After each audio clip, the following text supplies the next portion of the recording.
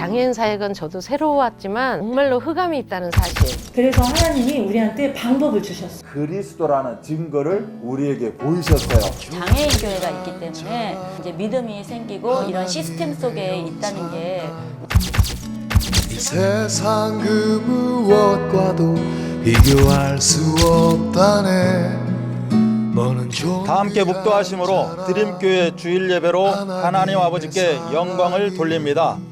막달라 마리아가 가서 제자들에게 내가 주를 보았다 하고 또 주께서 자기에게 이렇게 말씀하셨다 이르니라. 아멘. 사랑과 은혜가 풍성하신 하나님 아버지 감사합니다. 참으로 십자가로 모든 문제를 해결하시고 이제는 부활을 통하여서 만왕의 왕으로 우리와 함께 하십니다. 아버지 하나님, 오늘 이 주일은 우리가 365일이 모두가 다 부활의 날이고 부활의 의미를 갖고 부활의 역사가 있겠지만 특히 이번 주일 부활주일을 통하여서 하나님, 우리 개인과 가정과 모든 현장 가운데 부활의 능력이 나타나는 귀하고 복된 역사가 있게 하여 주옵소서. 오늘도 하나님 아버지께 영광 돌려드리기 원합니다. 함께하는 우리 드림교회 성도들 각 처소에 있습니다. 그곳에 하나님의 나라가 임재하는 귀하고 복된 역사로 인도하여 주옵소서. 감사를 드리며 우리 구주 예수 그리스도 이름 받들어 기원하옵나이다. 아멘. 우리 다 함께 찬송 259장 부르시겠습니다. 찬송 259장입니다.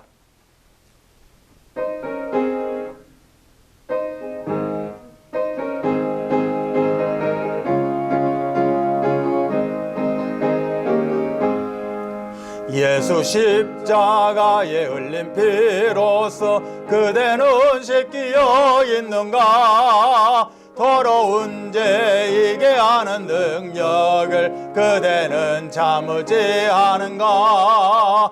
예수의 보혈로 그대는 씻기어 있는가. 마음속에 여러 가지 죄악이 깨끗이 씻기어 있는가. 주 예수와 밤낮으로 늘 함께 그대는 행동을 하는가. 아무 때나 어디서나 그대는 십자가 붙들고 있는가. 예수의 보혈로 그대는 씻기어 있는가. 마음속에 여러 가지 죄악이 깨끗이 씻기어 있는가.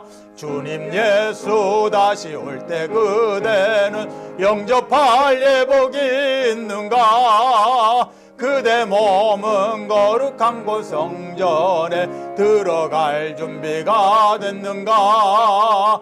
예수의 보혈로 그대는 씻기어 있는가. 마음속에 여러 가지 죄악이 깨끗이 씻기어 있는가. 모든 죄에 더러워진 예복을 주 앞에 지금 다 씻어서 샘물같이 솟아나는 보혈로 눈보다 더이게 씻으라. 예수의 보혈로 그대는 씻기어 있는가. 마음속에 여러 가지 죄악이 깨끗이 씻기어 있는가. 아멘. 이 시간에는 우리를 대표해서 손원호 장로님 기도 인도하시겠습니다. 다 함께 기도하시겠습니다. 하나님 아버지, 참으로 감사를 드립니다. 올해의 원단 메시지 복음치유와 입사 제자 주신 하나님 말씀을 붙잡게 하시고 선교 언약 메시지 속에서 예수가 그리스도이심을 알게 하시고 복된 주일 인터넷으로 예배드리게 하심을 참으로 감사를 드립니다. 코로나 바이러스가 온 세상을 덮고 있는 이 시점에 하나님의 제사장 나라 대한민국을 선진국과 모든 나라에 진단 키트를 보냄으로 말미암아 대한민국의 미래를 밝게 하심을 참으로 감사를 드립니다. 이럴 때일수록 우리 장애인 드림교회 모든 성도는 더욱 말씀과 기도에 올인하는 각인뿌리 체질 속으로 집중하는 남은 생애를 드릴 수 있도록 주께서 축복하여 주시옵소서. 오직 믿는 자는 사도행전 1장 138이 되기 위하여 자기것 내려놓고 오직 성령이 충만받고 성령의 열매인 사랑과 희락과 화평과 오래 참음과 자비와 장성과 충성과 온유와 절제를 통하여 천국 가는 그날까지 복음의 증인되는 역사 있게 하여 주시옵소서. 거룩한 주일, 오늘 특별히 예수님의 부활주일입니다. 예수님 믿는 우리는 부활신앙을 가지고 날마다 복음만 해서 눈에는 안 보이고 귀에는 안 들려도 손에는 안 잡혀도 오직 믿음으로 어린애같이 귀하고 구하고 찾고 두드려 하나님 나라를 찾게 하여 주시옵소서. 이 시간 강단에 서실 목사님에게 영권을 만변하게 도와주시며 말씀의 능력과 권세가 임하게 하여 주옵시고 듣는 모든 성도님들에게 큰 은혜와 치유와 응답의 시간이 되게 하여 주시옵소서. 인터넷으로 예배를 드리지만 교회에서 받은 은혜보다도 더욱 갑절의 은혜의 축복을 주시옵시고 예배를 방해하는 모든 흑암의 세력들은 예수 그리스도 이름으로 떠나게 하여 주시옵소서. 이 모든 말씀을 부활하신 예수 그리스도 이름으로 감사하며 기도드립니다. 아멘.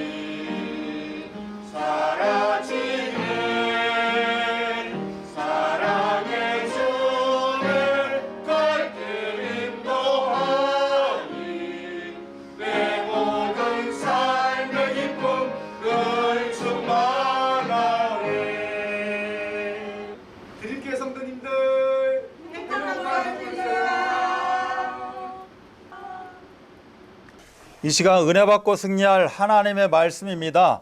마태복음 28장 8절로 10절입니다. 마태복음 28장 8절로 10절입니다. 그 여자들이 무서움과 큰 기쁨으로 빨리 무덤을 떠나 제자들에게 알리려고 다름질할세 예수께서 그들을 만나 이르시되 평안하냐 하시거늘 여자들이 나아가 그 발을 붙잡고 경배하니 이에 예수께서 이르시되 무서워하지 말라 가서 내 형제들에게 갈릴리로 가라 하라 거기서 나를 보리라 하시니라. 아멘. 다 함께 신앙을 고백하십니다. 주는 그리스도시요 살아계신 하나님의 아들이십니다. 아멘. 우리 오늘은 우리가 부활주일 감사 예배로 드려지게 됩니다. 우리는 매일매일이 부활주일이요 부활의 날이요 365일이 부활의 날일 것입니다. 그래서 부활의 복음을 붙잡고 부활의 능력으로 우리 개인과 가정과 모든 만남과 산업과 후대 현장 가운데 최고로 응답받는 그런 한 주간 우리의 일생이 되어지기를 바랍니다. 내 자신을 위해서 또한 지금 각 처소에 있는 우리 드림교회 성도들을 위해서 함께 중보하는 그러한 부활주간이 되기를 바랍니다. 봉준호 감독이 기생충이라는 영화로 제92회 아카데미 시상식에서 4개 부분을 석권했습니다. 그 어떤 기쁨이 한창 막 더 이어져야 되는데 지금의 상황 가운데 좀 이렇게 중단된 것 같습니다. 그런데 20몇 년 후에 66회가 됩니다. 아카데미의 그 영화 쉰들러 리스트라는 그러한 영화가 스티븐 스필버그 감독으로 개봉이 되게 됩니다. 그런데 이 쉰들러 리스트는 7개 부분에 아카데미 상을 석권하게 됩니다. 이 내용은 우리가 참 많이 알고 있습니다. 자기 이익을 위해 유대인들을 고용하게 됩니다. 그 고용한 유대인들과 함께 하면서 그들의 실상을 제대로 파악하게 되고 또한 그들의 삶을 재조명하게 되면서 이들을 구해내야 되겠다. 이것이 나의 사명인 것 같다. 라고 해서 리스트를 작성하고 1100명 이상의 유대인들을 구하게 되는 그런 내용의 이야기입니다. 이 내용의 이야기도 중요하겠지만 이 영화를 만들게 되어진 그런 배경이 있습니다. 유대인 리오폴드 페퍼버그라는 사람이 있습니다. 이 페퍼버그는 이 아놀드 오스카 쉰들러, 이 쉰들러가 1100명이라는 유대인을 구하게 되는 그 속의 한 명이었습니다. 너무 감사했죠. 나치 수용소에서 죽음을 앞두고 있었던 그에게 자유가 찾아왔고 희망이 찾아오게 된 것입니다. 이 죽음의 위기에서 이렇게 구원받고 보니까 이 오스카 쉰들러를 잊을 수가 없었고 너무 감사해서 이 세상에 이 사람이 한 이렇게 아름다운 헌신을 전하고 싶다. 꼭 전해야만 된다는 사명이 불러일으키게 된 것입니다. 그래서 한 40년간을 노력하게 됩니다. 40년 동안 이 사람 저 사람 찾고 끝내는 미국으로 이주해서 자기 이 내용을 들어줄, 글로 써줄, 어떻게 보면 영화로 만들어줄 그런 사람들을 찾다가 작가를 만나게 됩니다. 토마스 케넬리라는 작가를 만나게 돼서 이게 책으로 출간이 됩니다. 바로 쉰들러의 방주라는 책으로 1982년도에 출간을 하게 됩니다. 또한 이걸로 끝나는 게 아니라 83년에 스티븐 스필버그를 만나게 되고 그들을 설득하고 매달림으로 말미암아 10년 후 1993년에 쉰들러 리스트는 우리 앞에 개봉이 되게 됩니다. 그리고 그 이후에 이렇게 아카데미 7개 부분을 석권하는 이런 참으로 쾌거를 이루게 되죠. 이렇게 40년을 한결같이 매달리고 노력한 결과 오스카 쉰들러의 그 아름다운 헌신을 세상에 알리게 했던 페퍼버그, 어떻게 보면 참으로 굉장히 위대한 증인 중에 한 명일 것입니다. 우리에게 복음이 찾아왔고 이 복음이 나를 구원했다는 이 기쁨과 희망의 소식을 내가 갖고 늘 살아간다면 40년이 아니라 우리는 후대에까지 이어지는 이런 증인의 삶을 살아야 될 줄 믿습니다. 똑같은 시기에 아돌프 아이히만이라는 나치 군인의 중령이 있습니다. 이 중령은 대유대인들의 그 600만이라는 학살하는데 참으로 기여를 했던 그런 사람이죠. 심지어 유대인들을 수송하는 그 수송 열차에 가스실까지 만들어 가지고 이 사람이 직접 제작해서 가스 열차까지 만들어서 유대인들을 참으로 참혹하게 죽인 그 참으로 어떻게 보면 이름조차도 이야기하기 싫은 그런 사람일 것입니다. 독일이 항복한 후에 이 사람은 가족과 함께 도망자 신세가 됩니다. 아르헨티나로 도망가고 15년 후에 잡히게 됩니다. 잡히게 돼서 이 사람이 재판 과정에서 이런 이야기를 합니다. 저는 지시받은 업무를 잘 처리하기 위해서 열심히 일했을 뿐입니다. 제가 제작한 열차 덕분에 우리 조직은 시간 낭비 없이 일을 잘 처리하게 되었습니다. 저는 잘못이 없습니다. 단 한 사람도 제 손으로 죽이지 않았고 죽이라고 명령도 하지 않았습니다. 저는 시키는 것을 그대로 실천한 하나의 인간이자 관리자였을 뿐이라고 계속 자기는 결백하다라고 주장했던 사람입니다. 그러나 끝내 그 62년도에 사형 교수형에 처해지게 됩니다. 이 사람의 재판 과정을 끝까지 지켜봤던 철학자 한나 아렌트라는 사람이 이런 고백을 합니다. 그는 아주 근면한 인간이었고 그리고 이런 근면성 자체는 결코 범죄가 아니다. 그러나 유죄, 특히 유죄인 명백한 이유는 아무 생각이 없었기 때문이다 라는 그런 내용입니다. 그러면서 이어서 붙이기를 타인의 고통을 헤아릴 줄 모르는 그 생각의 무능은 말하기에 무능을 낳고 행동에 무능을 낳게 되어 있다라고 기록해 놓은 것을 보게 됩니다. 우리에게는 완전 복음이 주어졌습니다. 그러나 이 완전 복음을 가지고 방황하고 죽어가고 있는 영혼들의 고통을 우리는 얼마나 깨닫고 있습니까? 그들을 얼마나 생각하고 있는가? 이 시점에 한번 우리가 깊이 고민하고 묵상해 봐야 될 것입니다. 이렇게 두 사람의 인생을 조명해 보면서 아이히만처럼 자기 생각이 없는 그러한 맹목적인 실천이 아니라 주신 은혜를 참으로 감사하고 은혜 갚는 24 제자로 이제는 페퍼버그처럼 증인의 삶을 살아가는 그런 묵상과 실천이 있기를 바랍니다. 예수님의 십자가 부활, 이것은 지상 최대의 사건이었고 그 영향력은 실로 엄청난 것이었습니다. 우리가 고린도전서 15장은 부활장이다 라고 이야기를 합니다. 이 부활장에서 보면 성경대로 죽으시고 성경대로 다시 살아나셨다라고 기록되어 있습니다. 이처럼 부활은 예언된 사건이었고 역사적 사건이었다라고 이야기하는 거죠. 역사학자 토마스 아놀드 교수는 이렇게 이야기를 합니다. 하나님께서 우리에게 주는 표징, 곧 그리스도가 죽으셨다가 다시 살아나셨다는 이 사실보다 더 분명하고 완전한 이해할 수 있는 사실을 인류사에 우리에게 주지 않았다. 이렇게 역사학자가 고백을 합니다. 또 로슈 맥도르라는 사람은 대학성교에 참으로 헌신을 했던 사람인데 예수 그리스도의 부활이 없다면 기독교는 물론 인류 역사는 사기극이다. 그러나 부활의 신비를 알지 못하는 사람들에겐 최대의 비극이 되어지는 것이다. 그 이름하여 지금 예수 그리스도를 모르고 부활을 믿지 않는 자들은 인류 비극사 한 페이지를 기록하는 사람들입니다. 그러나 우리는 예수 그리스도와 함께함으로 말미암아 최고의 희망찬 그런 미래를, 현재를, 과거를 살아가는 줄 믿습니다. 그리스도의 그 탄생, 죽음, 부활, 승천, 재림까지 이 모든 것은 예언된 사건이요 역사적 사건입니다. 그래서 부활하신 그리스도는 모든 민족 만민에게, 또한 낙심자, 또한 기존 신자, 어린 양, 렘넌트에게 정확하게 밝히 증거되어야만 합니다. 날마다 부활의 응답을 누리고 땅끝까지 이르러 부활에 증거하는 24 제자 되시기를 주 예수 그리스도 이름 받들어 축원합니다. 첫 번째입니다. 부활의 복음입니다.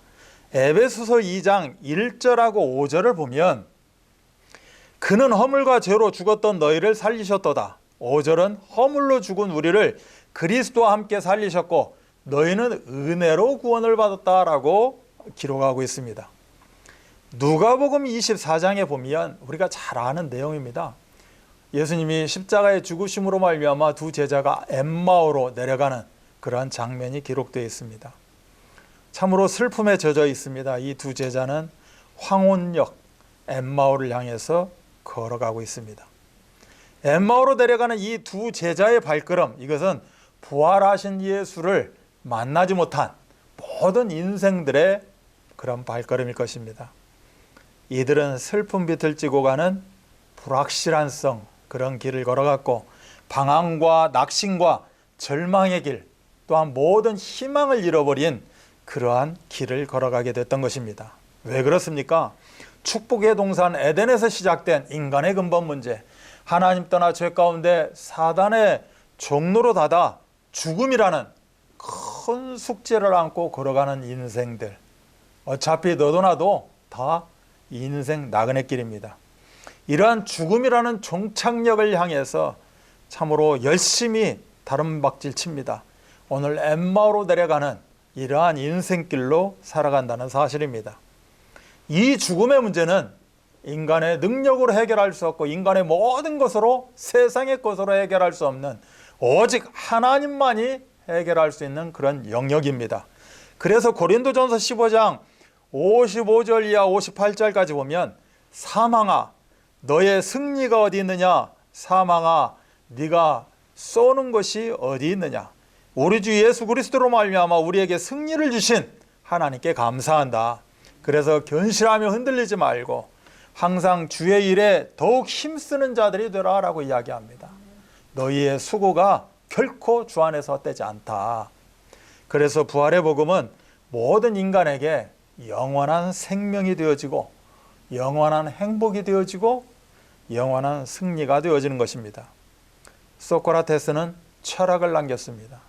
아리스토텔레스는 과학을 남겼고 예수는 영원한 생명을 남겼다라고 이야기합니다. 인류에게 가장 위대한 유산, 하나님의 아들 예수 그리스도가 남기신 그 부활의 축복, 영원한 생명, 영원한 승리. 만약 부활 사건이 없었다면 인간은 계속해서 절망과 흑암과 죄악과 저주 가운데 있었을 것입니다.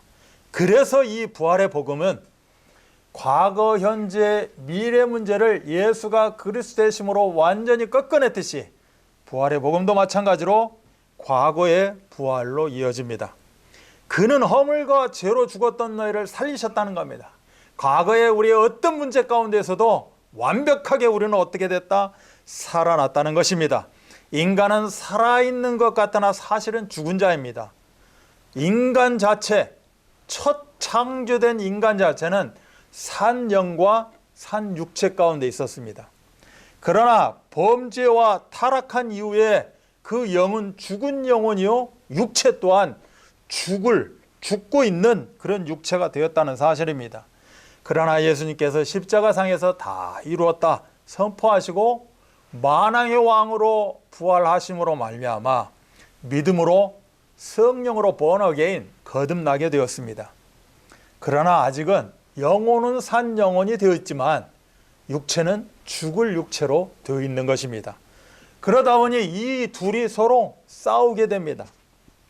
로마서 7장 24절은 오호라 나는 곤고한 사람이로다 이 사망의 몸에서 누가 나를 건져내랴.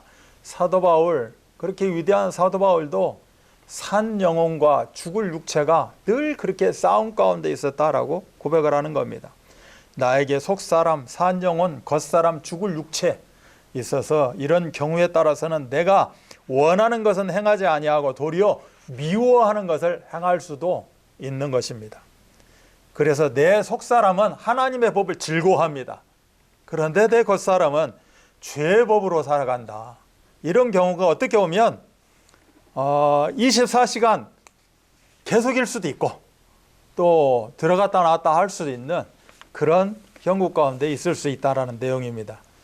그래서 이 현재의 부활은 강단을 통한 하나님의 은혜만이 이 현재의 부활을 행복하게 우리가 누릴 수 있는 겁니다.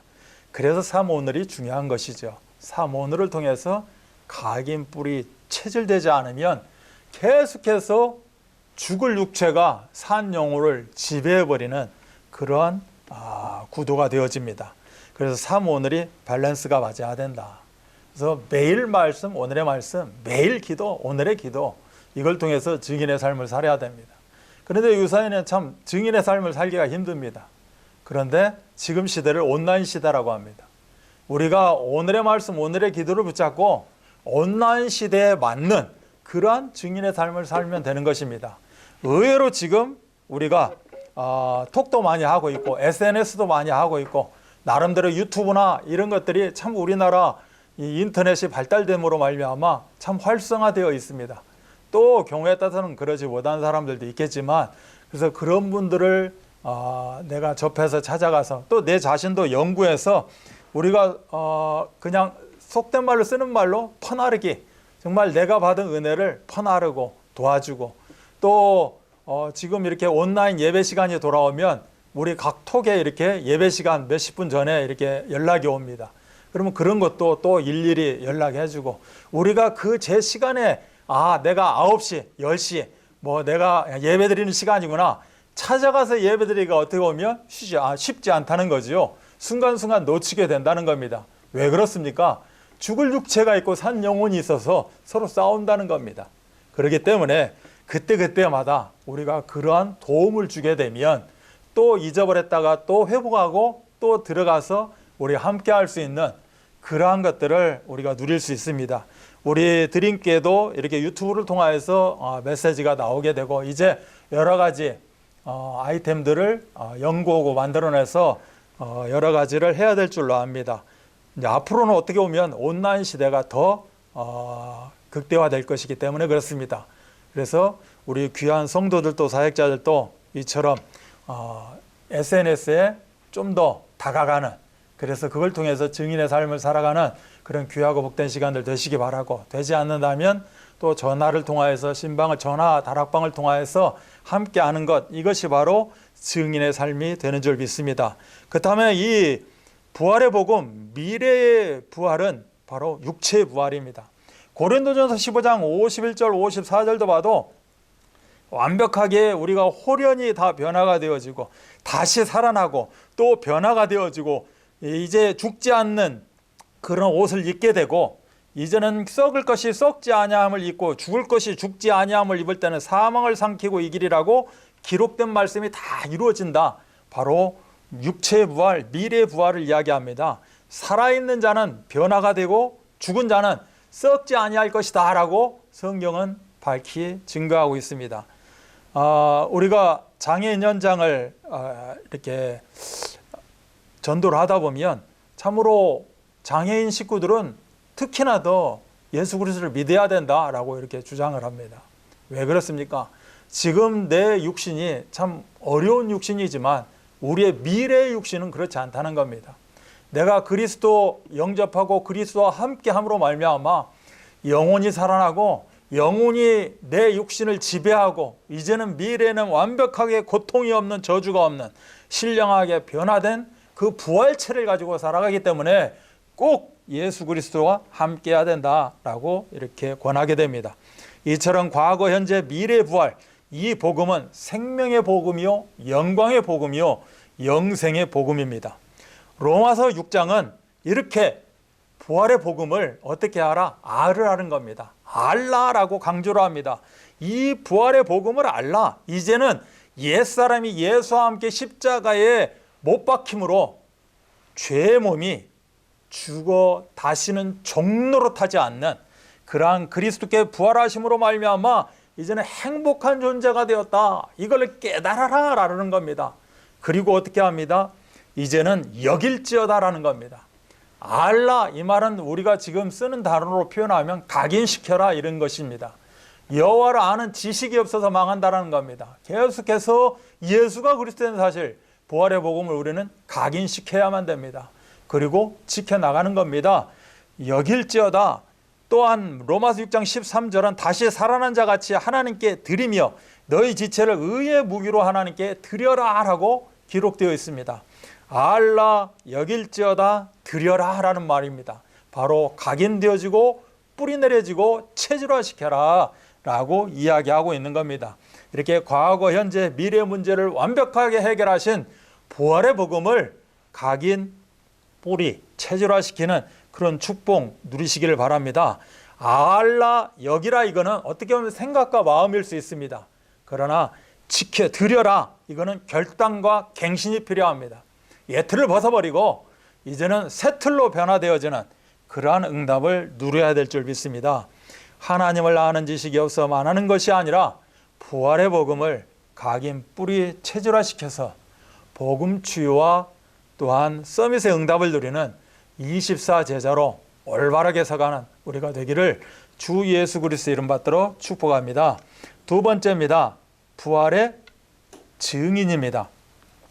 사도행전 2장 32절로 33절은 이 예수를 하나님이 살리신지라 우리가 다 이 일의 증인이로다. 하나님의 오른손으로 예수를 높이심에 그가 약속하신 성령을 아버지께 받아서 너희가 보고 듣는 이것을 부어 주셨느니라. 증인 그리고 순교자, 이것은 같은 맥락입니다. 어원이 같다라는 거죠.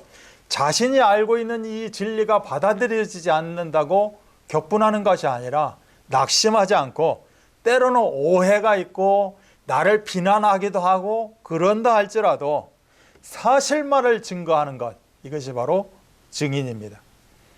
이 증인은 순교자적인 그런 태도로 또한 어떤 상황에서도 사실만을 증언하는 것, 이게 올바른 증인의 삶입니다. 신학적으로 그리스도의 고난과 죽음과 부활에 대하여 증거하는 이러한 전도자 24제자가 바로 증인다운 증인입니다. 증인은 성경을 봐도 시대적으로 고난을 많이 받았습니다. 끝내는 순교의 삶을 사는 경우도 많이 있었습니다. 그래서 우리는 지금 세상의 전부가 아닙니다. 어차피 죽을 육체입니다. 그 다음에 산 영혼과 산 육체가 공존하는 그 행복한 그 날을 우리가 고대하며 기대하며 기도하며 이러한 순교자의 삶을 살아가는 것, 이것이 바로 부활의 증인입니다. 잠언서 14장 5절은 신실한 증인은 거짓말을 아니하여도 거짓 증인은 거짓말을 맺는다는 겁니다. 우리가 진정 이 시대의 증인이라면, 부활의 증인이라면 올바른 부활의 복음을 우리는 전파하는 것입니다. 또한 우리의 삶 가운데 거짓은 거짓의 압이 것이고 이제는 참으로 아름다운 참말, 진실을 통하여서 증인의 삶을 살아가게 됩니다. 잠언서 14장 25절은 진실한 증인은 사람의 생명을 구원하여도 거짓말을 맺는 사람은 속인다는 겁니다. 우리의 진실된 이 증인의 삶을 통하여서 생명이 살아난다는 겁니다. 증인다운 증인, 신실한 증인은 사람의 생명을 구하는 부활의 복음을 증거하는 그러한 24제자, 이것이 바로 진실한 증인일 것입니다. 사도 바울입니다. 여러 번 잡히고 매맞고 또한 고생하고 끝내는 순교했습니다. 이 사도 바울이 자신을 스스로 변호하면서 한 말입니다. 사도행전 23장 6절은 죽은 자의 소망, 그 부활로 말미암아 내가 신문을 받노라 라고 이야기합니다. 자신의 이 고난이 부활을 믿고 부활을 증거하는 그러한 일 때문에 이렇게 고난받는다 라고 이야기하는 내용이죠. 사도행전 2장 오늘 베드로입니다. 유대인과 이방인들에게 부활의 복음을 증거하면서 자기가 부활의 증인이다 라는 것을 밝히 증언하고 있습니다. 이 일에 우리가 증인이다. 유대인들이 가장 존경하는 다윗 왕도 죽어서 지금 이렇게 묘로 있지 않느냐. 너희들 가운데 무덤이 있다. 그러면 이 너희가 그렇게 존경하는 위대한 다윗도 이걸로 끝날 것이냐? 그렇지 않다는 겁니다. 음부에 버려지지 않고 육체가 썩어지지 않기 위하여 그리스도의 부활이 꼭 있어야만 되는 것이다. 그 그리스도의 부활을 증언하고 있는 내용입니다. 성전 미문화 안진뱅이를 고친 후에도 사도행전 3장 15절은 생명의 주를 죽였도다. 그러나 하나님이 죽은 자 가운데서 그를 살리셨으니 우리가 이 일의 증이다 라고 자신들의 부활하신 예수를 계속해서 증거하고 있습니다. 안진뱅이가 일어난 것, 이것도 부활의 복음, 부활의 예수의 능력을 통하여서 일어난 것이다 라고 부활의 증인의 역할을 감당합니다. 부활을 목격한 사람, 부활의 복음을 체험한 사람은 너나 예외 없이 부활의 증인으로 부활을 증거하는 그런 24제자가 되어집니다. 오늘 이 마태복음 28장은 요한복음 20장과 맞물리게 됩니다. 마태복음 28장의 이 여인은 바로 요한복음 20장의 막달라 마리아를 이야기하고 있습니다. 막달라 마리아가 알리려고 했던 것이 과연 무엇인가? 내가 부활하신 주를 보았다. 이것을 급히 알리기를 원했고 다른 박질하면서도 알리기를 원했다는 겁니다. 부활하신 예수님을 내가 만났다고 외치기를 원했고 그렇게 외치는 증인이 되었습니다. 그런데 이 막달라 마리아는 믿음이 그렇게 좋았던 것이 아님을 알게 됩니다.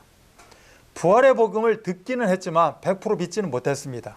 그래서 무덤에 갔습니다. 왜 갔습니까? 설마해서 예수님의 시체에 기름칠하기 위해서, 기름으로 닦기 하고 어떻게 보면 자기 나름대로 예를 갖추기 위해서 무덤에 갔던 것입니다. 그런데 그 무덤은 열려 있었고 그 자리에서 부활하신 예수님을 만나게 되고 그래서 외치게 됩니다. 내가 부활하신 주를 보았다. 부활은 예언된 사건이고 역사된 사건이라고 말씀드렸습니다. 그런데 왜 이 부활을 믿지 못하는 것일까? 동서고금을 막론하고 부활한 사람이 없었습니다. 당연히 믿지 못하겠죠. 말이 안 되는 소리입니다. 예수는 내 눈앞에서 완전히 죽었습니다. 심지어 확인사살까지 했습니다. 창으로 옆구리를 찔러서 확인사살까지 했는데 어떻게 부활할 수 있겠느냐. 평소에 예수님이 누구신지 부활의 복음 또는 강단의 말씀을 듣긴 들었지만 믿는다고 하면서도 내가 참고하고 있지 않는가. 부활이란 과학적으로, 의학적으로, 생리학적으로 절대 불가능하다. 그래서 이 부활을 믿지 못하는 것일 겁니다. 그러나 절대 절망, 절대 불가능을 절대 가능으로 이끄신 그 바로 분이 부활의 예수 그리스도입니다. 오직 예수 그리스도 외에는 죽음을 이기고 부활하신 분이 없다라는 사실입니다. 그래서 예수 그리스도만이 길이요 진리요 생명이 되십니다. 요한복음 11장 25절 26절은 나는 부활이요 생명이다. 나를 믿는 자는 죽어도 살겠고 무릇 살아서 나를 믿는 자는 영원히 죽지 않는다라고 우리들에게 밝히 증거해 줍니다. 이처럼 부활의 복음은 모든 세상의 인간에게 필연성입니다. 왜 필연성입니까? 창세기 3장 15절로 돌아갑니다. 창세기 3장 15절에 어떻게 기록되어 있습니까? 불신앙, 죄, 저주와 사망 가운데 있는 우리에게 원시 복음을 우리 하나님은 주십니다. 바로 부활의 복음을 주신 겁니다. 여자의 후손이 뱀의 머리를 박살낼 것이라는 겁니다. 십자가에 죽으신 예수가 박살나는 것이 아니라 십자가에 죽으시고 이제는 완벽하게 살아나신 부활의 예수, 부활의 복음이 이 뱀의 머리를 박살내버린다. 사단의 권세를 박살내버렸다. 그래서 처음부터 예수 그리스도의 십자가 부활을 창세기 3장 15절을 통해서 말씀해 주신 겁니다. 그 부활의 복음이 수천 년 동안 구약을 통하여서 신약에 이르기까지 지금까지 전달되고 있다는 그런 사실입니다. 이 부활의 복음은 필연성뿐만이 아니라 당연성, 바로 당위성입니다. 사도 바울은 갈라디아서 2장 20절에서 내가 그리스도와 함께 십자가에 못 박힘으로 모든 문제를 어떻게 했다? 해결받았다는 겁니다. 부활하신 그리스도가 내 안에서 주인 되어서 함께 하심으로 이제는 재창조의 역사가 일어났다.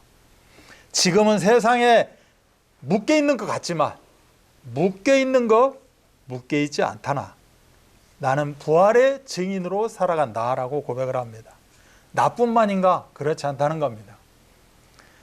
게바에게 보이셨고 12제자에게 보이셨고 500의 형제에게 보이셨고 야고보에게 보이셨고 모든 사도에게 보이셨고 바울인 나에게 보이셨다라고 말씀합니다. 우리는 부활의 주님을 실체적으로 볼 수 없습니다. 그러나 부활의 복음을 통하여서 부활의 주님을 늘 만나고 함께하는 줄 믿습니다. 그 부활의 복음을 붙잡고 우리는 하나님의 부활의 증인으로 살아갑니다. 부활의 복음은 필연성과 당위성이 있다면 절대성이 있습니다. 예수님이 부활 사건을 통해서 주가 되셨습니다. 가장 낮아지신 주님이 가장 높아지셨다는 겁니다. 우리가 잘 알고 있는 성경 빌립보서 2장 9절로 11절은 하나님이 그를 지극히 높여 모든 이름 위에 뛰어난 이름을 주사 하늘에 있는 자들과 땅에 있는 자들과 땅 아래에 있는 자들로 모든 무릎을 예수의 이름 앞에 꿇게 하시고 모든 이름으로 예수 그리스도를 주라 신하여 하나님께 영광을 돌리게 하였다. 막달라 마리아는 부활하신 주님을 처음으로 만났고 확인했고 부활하신 주님을 처음으로 증거했던 부활의 증인이었습니다. 이사야 43장 10절은 우리 모두는 증인으로 또 주의 종으로 택함을 받았다라고 이야기합니다. 그래서 우리는 이 시대에 증인으로 살아갑니다. 어떻게 보면 하나님의 종으로 살아간다는 겁니다. 내 것이 없습니다. 종에게 어떻게 내 것이 있겠습니까? 우리 모두는 365일 날마다 부활의 복음을 체험하고 살아가게 됩니다. 강단에서 주시는 완전 복음, 부활의 복음 속으로 24 기도 속으로 들어가시기 바랍니다. 그렇게 되어질 때 위에서 주시는 25 능력을 우리는 체험하게 됩니다. 견실하고 흔들리지 않는 주의 일에 힘쓰는 24 대자 되시기 바랍니다. 부활의 주님이 부활의 영으로 세상 끝날까지 WIO, 위드와 임마누엘과 원리스, 부활의 복음이 나와 함께하고 우리와 함께하고 우리의 모든 것 속에 함께 영원히 함께 하신다라고 말씀합니다. 이 일의 증인이 되시기를 주 예수 그리스도 이름 받들어 축원합니다. 결론입니다. 프레임이라는 말이 있습니다. 프레임은 심리학에서 마음의 창, 마음의 안경 이렇게 이런 같은 의미로 사용하고 있습니다. 창세기 3장에 빠진 우리 인간들은 그에 맞는 틀에 프레임에 짜져 살아갑니다. 이걸 보고 사도행전 13장, 16장, 19장이다 라고 우리는 알고 있습니다. 끝내는 거기서 빠져나오지 못하고 갱신하지 못하고 옛 틀에 묶여서 그렇게 살아가게 됩니다. 그러나 복음을 만나고 함정에서 구원받은 성도는 이 프레임이 바뀌어지게 됩니다.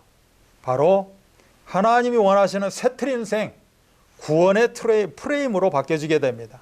그래서 옛 틀이 깨어지게 되는 것이고 새 틀로 프레임만 바꿔도 우리는 훨씬 행복한 인생을 살아가게 됩니다. 내가 예수 믿는다 하면서도 전의 프레임을 가지고 살아갑니다. 전의 시각을 갖고 또 그 시각으로 바라봅니다. 그러니 행복이 어디 있겠습니까? 고난주간을 행복주간이라고 합니다. 고난주간 더 애통해야 하죠. 어떻게 행복할 수 있습니까? 프레임이 그건데, 고난을 바라보는 프레임이 그것인데, 우리는 구원받은 하나님의 자녀입니다. 기독교인은 단순히 프레임이 바뀐 사람이 아닙니다. 존재 자체가 바뀌었다는 겁니다. 그러면 프레임도 자동으로 바뀌게 되어 있다. 옛 프레임을 가지고 사용하는 게 아닙니다. 그러면 왜 옛 프레임을 가지고 살아갑니까? 내 자신이 지금 구원을 헷갈리고 있다는 겁니다. 구원의 확신이 없다는 거예요. 우리는 존재 자체가 바뀌었고 산 영혼이 되었습니다. 그런데 죽을 육체가 있다 해서 프레임을 죽을 육체에다가 맞춰서 사는 게 아니라는 겁니다. 그렇다면 우리는 실패할 수밖에 없죠. 그래서 하나님 자녀다운 프레임, 그 속으로 살아가야 됩니다. 하나님께서 태초에 주셨던 창세기 1장 27절 28절에 주셨던 그런 태초의 프레임을 되찾아야 된다. 하늘의 프레임, 은혜의 프레임으로 내게 일어나는 모든 일들을 우리가 어떻게 해야 된다? 재해석해야 됩니다. 하나님 자녀는, 구원받은 자는 옛날 생각으로 살아가는 거 아닙니다. 구원받은 이후에 그것을 가지고, 강단을 가지고 재해석을 해야 됩니다. 가족이 어떤 것이고, 친구가 어떤 것이고, 내가 그동안에 함께 몸담아 왔던 그런 만남들, 산업 현장들 자체도 새롭게 프레임을 짜서 그 눈으로 바라봐야 된다. 로마서 6장 4절은 그리스도를 죽은 자 가운데서 살리신 것 같이 우리로 또한 새 생명 가운데서 행하게 하려 합니다. 즉 부활은 우리에게 복음 전파의 사명을 주셨다는 겁니다. 뿐만 아니라 우리가 복음 증파, 부활의 증인으로 살아갈 때 그 자리에 표적이 나타나게 되어 있다. 부활의 복음이 증거되는 현장에서 실제적인 치유의 역사가 일어난다라고 하는 것이 요한복음 20장에 기록되어 있습니다. 바로 22절 23절에 보면 죄를 사하는 성령의 능력을 주시고 표적이 나타나고 기적이 나타나고 전도자가 가는 그 현장 가운데 흑암이 꺾이고 하나님의 나라가 임하는 그런 응답을 누리게 되는 것입니다. 부활의 복음이 증거되는 현장에 부활의 주님이 부활의 권세로 분명히 함께 하신다라고 기록되어 있습니다. 이 일의 증인으로 이 일의 24 제자로 부활의 복음을 통해서 237 나라 장애인 복음화에 쓰임받는 우리 드림교회 모든 성도, 사역자, 중직자 되시기를 주 예수 그리스도 이름 받들어 축원합니다. 기도합니다. 하나님 아버지 감사합니다. 저희들에게 부활을 증거하는 24 제자로 쓰임받게 하시니 감사합니다. 그렇다면 365일 매일매일이 바로 부활의 날일 것입니다. 어떻게 이걸 이루어갈 수 있습니까? 우리에게 주신 부활의 복음입니다. 십자가 부활을 통하여서 이 부활의 복음이 나에게 꼭 필연성이요 당연성이요 절대성으로 함께하는 것입니다. 그래서 과거, 현재, 미래의 모든 문제를 완벽하게 해결하셨다는 사실입니다. 이제는 내가 부활의 주님을 만났다, 내가 부활의 주님과 함께하고 있다 라고 증거하는 부활의 증인의 삶으로 역사하여 주옵소서. 나에게 있는 이 산 영혼이 이제는 미래, 지금은 그 미래를 가고 있지 않지만 미래를 지금으로 비전으로 가지고 산 영혼과 산 육체적인 그런 마음과 중심으로 우리가 살아가게 하여 주옵소서. 그래서 싸우는 두 산 영혼과 죽을 육체가 싸우는 것이 아니라, 그래서 오라 나는 공고한 자가 아니라 이제는 완벽한 하나님 자녀로 올바른 복음, 진실된 복음을 증거하는 그런 부활의 증인으로 인도하여 주옵소서. 오늘의 말씀 주셨습니다. 이제는 한 주간 우리가 묵상하게 하시고 이제는 집중하게 하셔서 내가 실질적인 현장에서 부활의 증인의 삶을 살 수 없지만 우리의 온라인을 통하여서, 우리의 전화를 통하여서, 우리의 기도를 통하여서 그들과 만나며 함께하며 그들의 흑암을 꺾어내며 이제는 참으로 우리가 전화다락방을 통하여서, 이제는 온라인 SNS를 통하여서, 톡을 통하여서 우리 드림교회에 주신 모든 그러한 유튜브를 통한 여러 메시지와 함께하는 모든 응답들을 서로 공유할 수 있도록 축복하여 주옵소서. 아버지, 어느 곳에 있든지 어느 처소에 있든지 그곳이 바로 하나님의 나라일 것입니다. 그곳이 복음에 선포되어졌고 부활의 복음이 증거되었다는 사실입니다. 그래서 부활의 증인으로 그 산 증인답게 살아가는 우리 귀한 드림교회 성도들 되어주도록 축복하여 주옵소서. 모든 문제를 해결하신 우리 구주 예수 그리스도의 은혜와 하나님의 사랑하심과 성령 역사하심이 부활을 증거하는 24 제자로 이제는 하나님이 주신 그 현장을 바라보며 기도하며 서로 SNS로 전화로 마음과 중심을 나누며 이제는 하나님 자녀로 서로 공유하기를 원하는 우리 드림교회 성도들, 우리 중직자 사역자들 머리머리 위에 이들이 걸어가는 인생길 속에 나그네 인생길이 아니라 이제는 축복의 인생길 가운데 이들이 기도합니다. 이들이 모든 현장과 모든 산업 현장과 후대 가운데 이들이 그토록 갈망하는 237 나라 장애인 복음화 가운데 드림교회 위에 지금부터 영원토록 함께 계실지어다. 아멘.